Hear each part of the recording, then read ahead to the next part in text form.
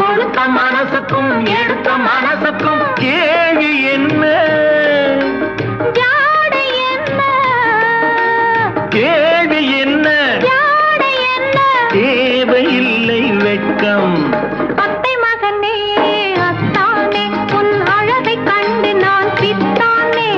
தென்றல் அடிக்கும் தோட்டத்திலே நான் பூத்திருக்கும் முல்லை கொத்தானே ஆஹா சக்கரை கட்டி ராஜாத்தி என் மனச வச்சுக்கோ காப்பாத்தி சந்தன கட்டி மேனிலே நான் சாஞ்சுக்கவா சொல்லு மகராசி